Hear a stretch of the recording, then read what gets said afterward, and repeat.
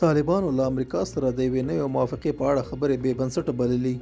په سلامونه مو هرکلی کوم. که غواړئ چې بشپړ معلومات ترلاسه کړئ نو تر پایه راسره اوسئ. د طالبانو د حکومت د بهرنیو چارو وزارت هغه راپورونه بې بنسټه بللي دي چې وایي د امریکا او طالبانو چارواکي به د یوې نوې موافقې په اړه خبرې وکړي.